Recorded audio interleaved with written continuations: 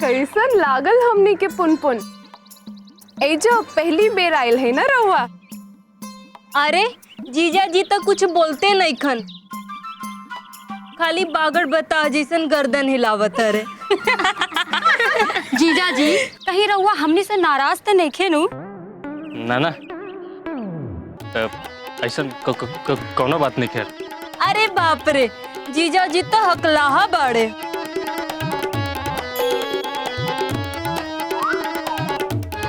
आई जीजा जी, ए हम छत पर से रहुआ के पूरा पुनपुन शहर दिखाई, ठीक बा? ए रीता, एक मिनट। पुनपुन दिखाइया बाद में, पहले सीता दीदी और जीजा जी का एगो फोटो तो हो जाए। आई दीदी।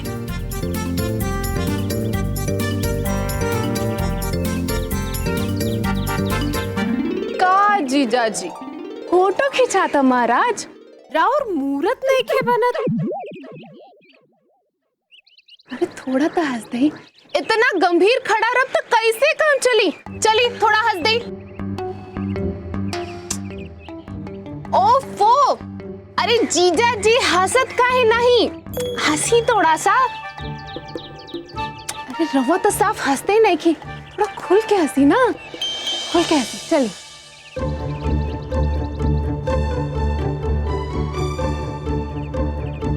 अरे रीता रिंचन, धनी जीजा जी के हंसावा लोग।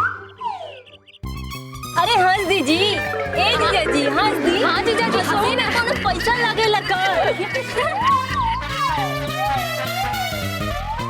अरे दीदी इतना कोशिश कैले के बाद भी नहीं खन हंसत, तनी तहनियों मदद करदा जा इनके हंसावे में।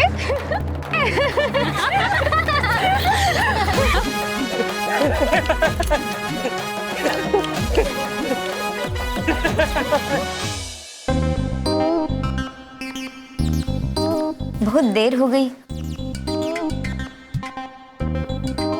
लड़कन के बात करे में। हम काले रहनी है ना कि हमार बहन लोग बहुत चंचल बा, तो थोड़ा हंसी मजाक करे लागल हुई लोग।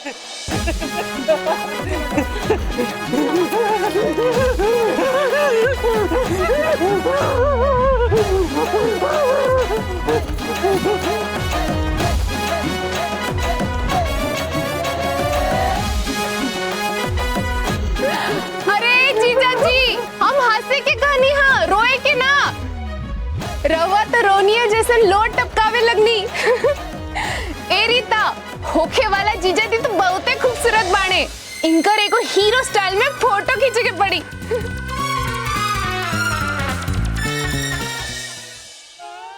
लेकिन अब सचमुच देर हो रहा बा, लइकन लोग के बुलवाला अजीत बेटा। हाँ हम अभी बुलाए थे।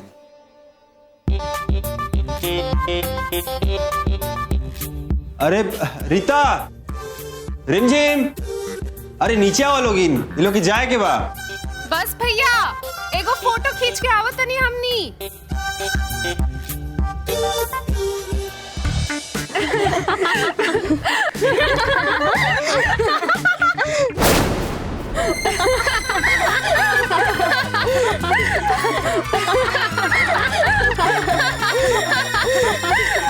का जीजा जी, अब तो मुस्कुरा दी।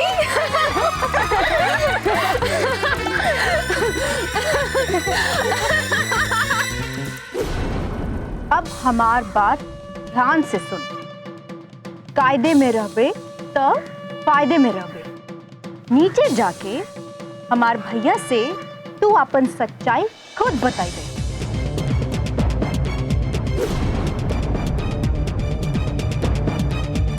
नहीं तो तोरे जो हीरो वाला फोटो खींचल बा ना, वो फोटो तोहर सच्चाई और तोहर खानदान का औकात सब का सब कल के अखबार में छपा जाए। पूछ ले।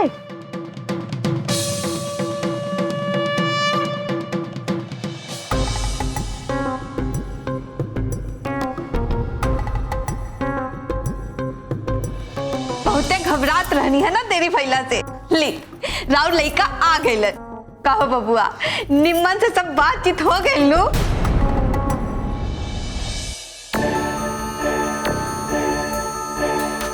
कहा बिल बबुआ, इतना परेशान काहे लागत बड़ा?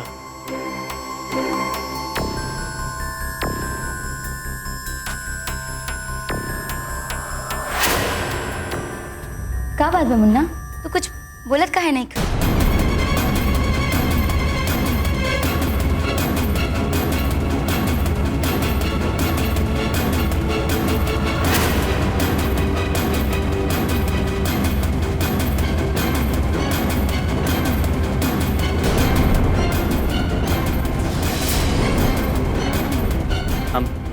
हम रघुआ से कुछ कहल चाहत बानी। हम माफी चाहते नहीं।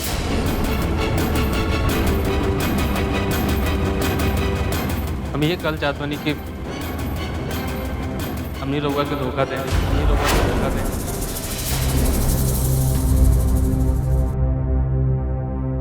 हमने रघुआ के झूठ बोलनी। हमारे कोनो ट्रांसपोर्ट कंपनी नहीं, हमारे कोनो ट्रांसपोर्ट कंपनी नहीं है।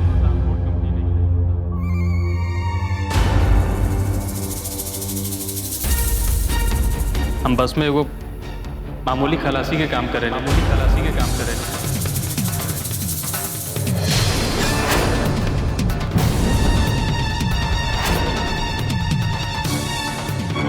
ये सब का कह रहल बनी रउआ? जौन सच बा सच ये बा कि हमनी रउआ के धोखा दें, हमनी रउआ के धोखा दें।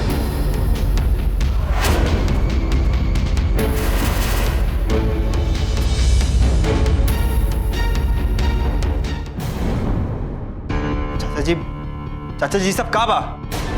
अरे मैया, बेटा हम साचो कहता नहीं, हमरा तनिको भनक न रहल कि अखनी ऐसे धोखे बहुत पड़न जा। अरे बबुआ, अगर हमनी के पहले से मालूम होखत कि ये लोग ऐसे धोखेबाज पड़े तो का हमनी इन लोगों के ऐसे घर में घुसे देती? बाप रे बाप, कैसे गजबे लोग बड़ा हो। हे भगवान, अरे ई रउआ ठीक न कहीं कन्हैया जी, रउआ हमार विश्वास के तूर करके हमार नाक कटा देनी है। अब बताइए हम कवन मुंह दिखाई अपन भतीजा भतीजियन के? इतना होला के बाद भी रउआ ऐसे खड़ा पानी जी चाय निकली। हे बच्चू, हे बोले बाबा, हे बोले बाबा, चल चल चल, हे बोले बाबा।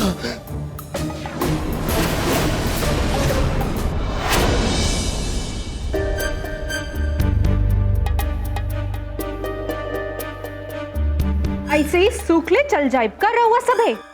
धोखा भी हमनी के मिलल और हर जाना भी हमनी है भरी।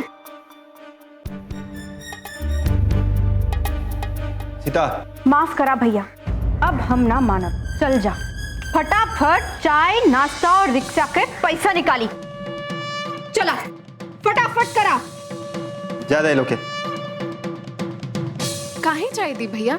रवा लगे पैसा हराम का आवेला, जोन ऐसे ही खैरात में लुटावल जाई। अब कतानी के आरती उतारे के पड़ी, सुनाई ना कतानी के। चले जल्दी से 500 रुपए निकाला।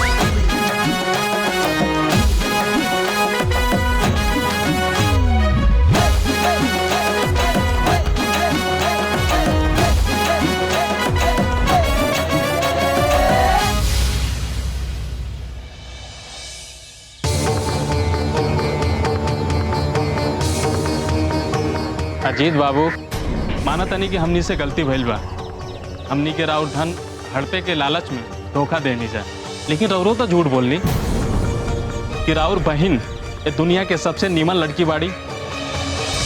लेकिन सच्चाई तो यही बा कि पांचों के पांचों साक्षात चुड़ैल बाड़ी, चुड़ैल।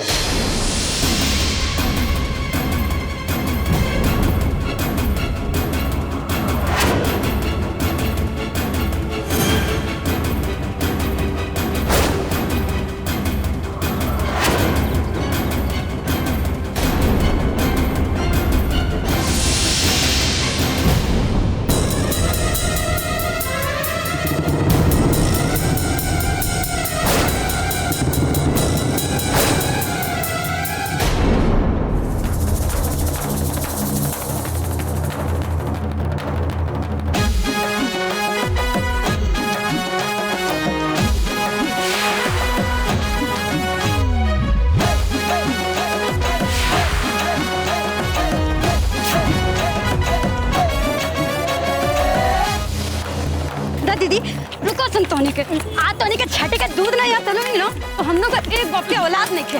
हाँ?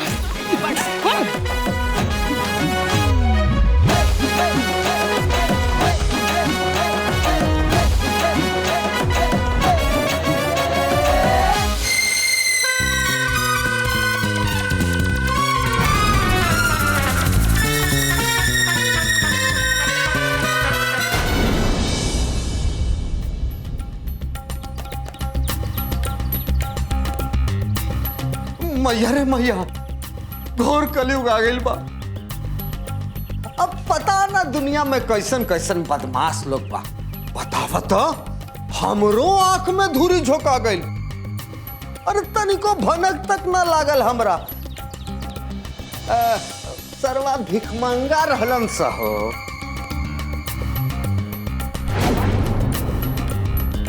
भले ही रउआ कछो कहीं, पर गलती राउर भी बा। रिश्ता लगावे चलल रहनी नु तो निम्मन से जांच परख लेवे के चाहिए। जानत आनी ना कि दुनिया में घाग लोग से बाटा पड़ल बा। अब गलती तो हमरा से होइए गइल बा भाई। अब हम का जाननी केहू के मन में छिपल पाप के। और हम जवन भी कहनी तो अच्छे मन से नु कहनी। हम सोचनी कि हमार भतीजी के ब्याह जल्दी से हो जाए। रउआ तो अच्छा सोचली, लेकिन ओकर फायदा का भेल? एजा तो हमार भतीजा भतीजी के बेइज्जती हो गई ना। हम माना तानी तुहार बात, गलती तो हमरा से होइए गइल बा।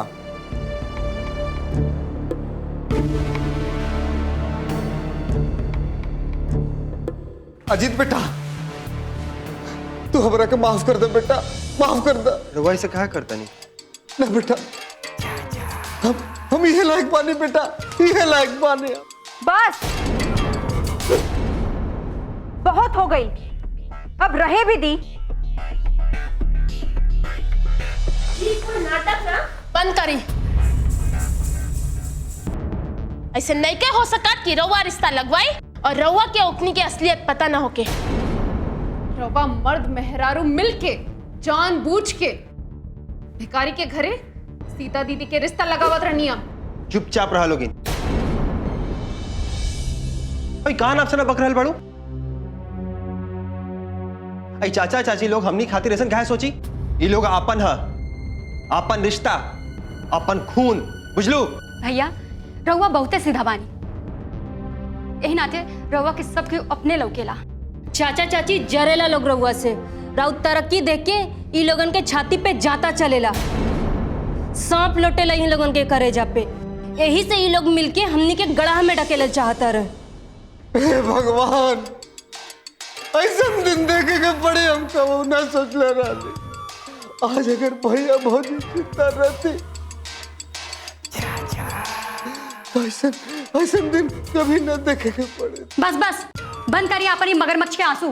बस बहुत हो गई। जे तहनी के मन में आ रहल बा, बकत जा रहल बा लोगिन। बड़ छोट के कोनो ख्याले नहीं के तहनी के। भला चाचा चाची से ऐसा बात कही जाला? चला जाके माफी मांगो लोग से। जा मांगा माफी।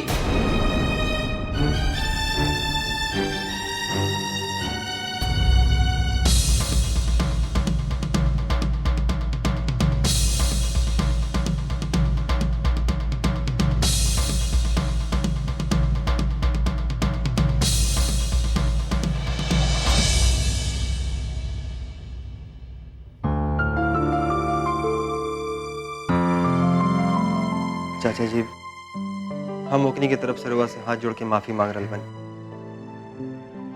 रउआ तो जानते बानी कि बिना माई बाप के ओकनी के परवरिश भइल बा।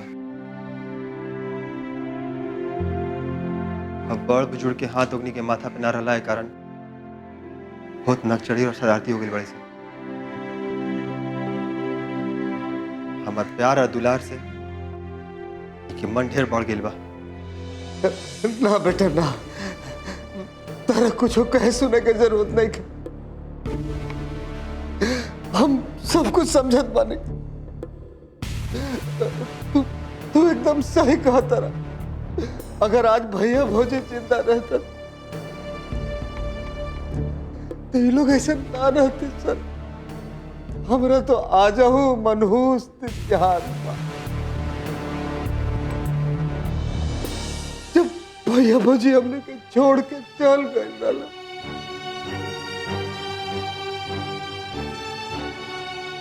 वो दिन के याद करके हम आज रोयले, रोज रोयले बेटा, रोज रोयले।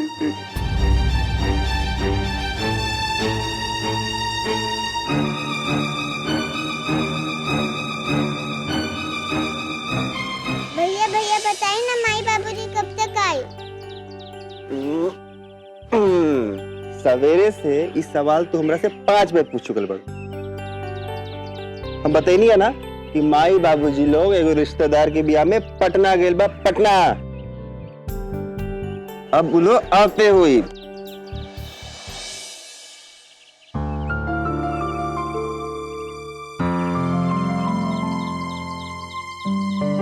अब तो नहीं कि वहां खड़ा होकर क्या करता रू लोगिन? भीतर आ जा। ऐसा थोड़े बाकी माई बाबूजी लोग आइए दुआरी पर से चल जाइए, अंदर आवा लोगिन। अरे भाई अब तो हमरा से तनिको बर्दाश्त नहीं के होत। भैया कह के गइल रहलन कि हमरा खातिर पटना से कुर्ता पजामा लेके आइहन। ए जी, और भौजी हमरे खातिर साड़ी, बिंदी और पाउडर लेकर आई हैं। बटुक भैया, बटुक भैया,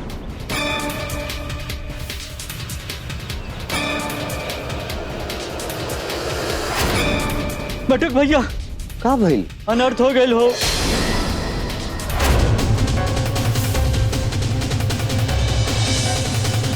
का? तोहरा भैया भौजी के रास्ते में एक्सीडेंट हो गइल बा।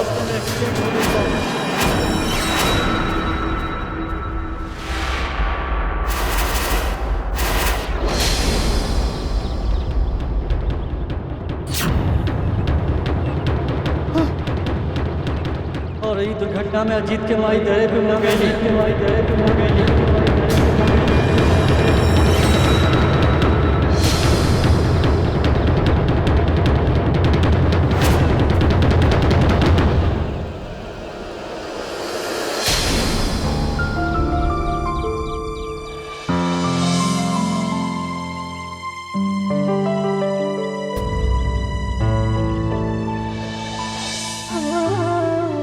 भैया भैया बताइए ना, माई बाबूजी कब तक आए?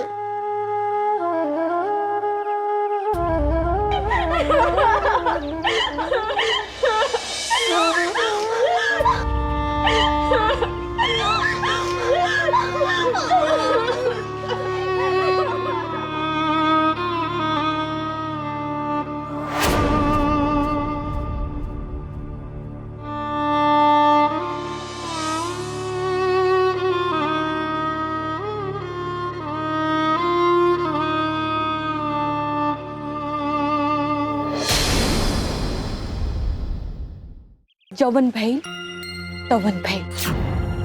भगवान हमनी खातिर शायद भैया के बचा के रखे पड़न, यही से मौका के फायदा उठाए। ली भैया, ऐसा दस्तखत करे भैया, ऐसा दस्तखत करे, ले